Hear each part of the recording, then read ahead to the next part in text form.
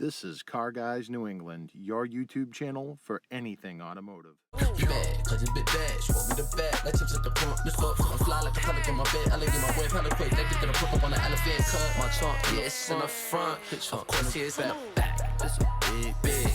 This a real big difference. You just want a club. I just need them racks. You just want a party. I just want a rock. This is Jay with Car Guys New England, and today we're going to be continuing with our Lincoln Town Car dash light conversion. And today I'm going to show you guys how the switches are converted, and you can convert them to any color you want. Here's how everything comes apart. All right, so here are all the green buttons that are currently in the Lincoln Town Car: the select button, the reset button, the clock, the air conditioning controls. So we're going to change all of that, including the LEDs and my gauges. I have a way to set my CB radio and my scanner, so everything's going to be red. All right, so today we're going to work on the switches today. So I already have the pedal adjust already apart, and you can see that this LED is in here. So I'm going to give you guys a little tip on LEDs. So they obviously only work one way, and there is an anode and a cathode on an LED, so it has to be positioned the right way. The quickest way to tell is if you actually look inside the LED, you can see like a little anvil shape, and if I look on this one, same thing. So if you have no electronics experience whatsoever, you'll be able to spot that. Also, there's a flat side on the LEDs. I am going to have to modify these red LEDs because these are called diffused LEDs, which means they have a round top. And as you can see, this one clearly does not. It's flat. And that's simple. You can just take a file to it or something like that. The other thing about these switches is that they are keyed. And what I mean by keyed is, so you have locking tabs on each side of them. But on the top half, and actually I'll show you on this other one here. So on the traction control switch, you'll see, well, you can kind of see it. So this part of the switch that kind of comes up here, it's only going to go back together one way. So basically you just need to very carefully get this apart. So I'm going to get this apart, take a look inside it, because there's definitely going to be two LEDs in this one for traction control, and then the off button. So we'll get that open. It's going to be pretty simple to open up. There's just a bunch of tabs, so we'll get into it one by one. Right up on just one side, and then what I'm going to do is work the screwdriver just within the tab around this, the gap that I've created, and I should be able to slip that out of this other side, and then when I'm done I can just snap it back together. Okay, so if you're very careful, you'll be able to get this apart like I just did without breaking anything. It may look a little bit mangled, but it's still going to lock back together when we're done. So now we are going to open up the switch, and let's open this, and there we go. Here are our surface mount LEDs.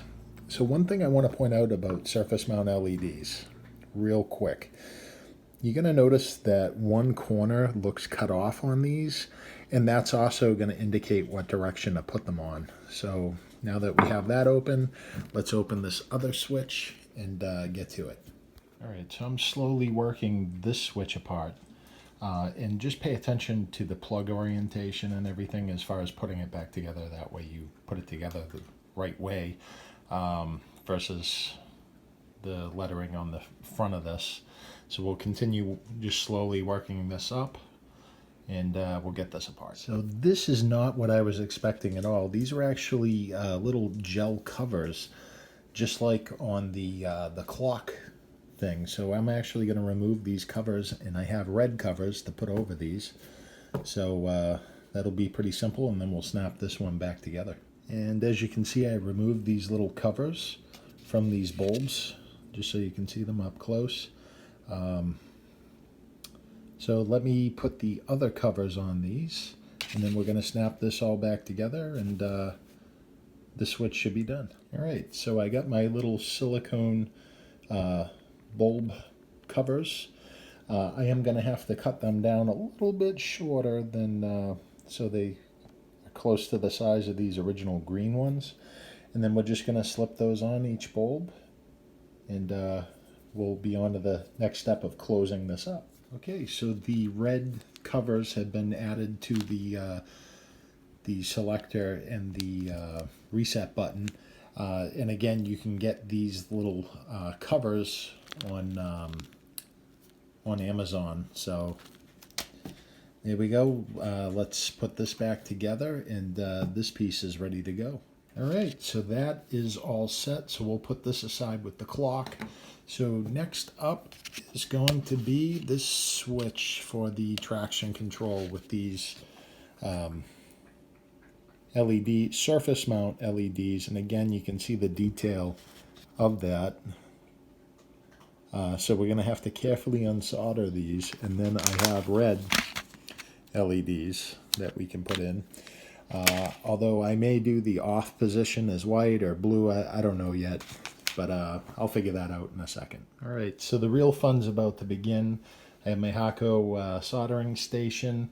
I'm going to heat this up, turn it on, and I'm going to tin the tip. And then at that point, I'm going to start working at these LEDs and getting them off. And then at that point, I can install the red LEDs, which are in this packaging. Okay, so as you can see, I got the old LEDs off the board, and we're pretty much good to go. I'm going to use needle nose pliers to hold down the new LEDs, and I already have a little bit of solder on the pins, but I'm just going to clean that up a little bit. That way, when I'm holding the pin, I can just take the iron, heat it up, and that'll install the LEDs. All right, so the LEDs are installed.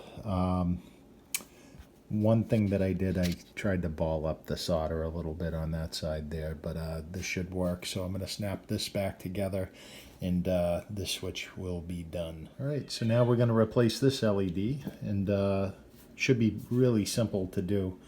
So let's get started on this one. All right, so the red LED's been installed, and I just trimmed the top of it just to get it a little lower profile. So we'll get it in the switch, and we'll go from there. We'll snap it all back together. All right, so the switch is back together and working.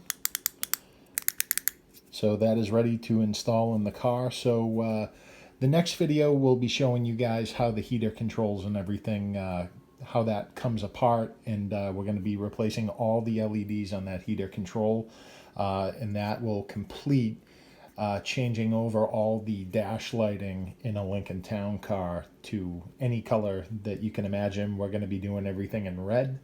So yeah, stay tuned for the next episode. So in our next video, we're going to be tackling the heater and air conditioning control unit, removing all the surface mount technology, or SMT LEDs from there. So we're going to be changing the color of that. But as kind of an in-between videos, I ended up doing some custom graphics inside the Lincoln Town Car dash instrument cluster.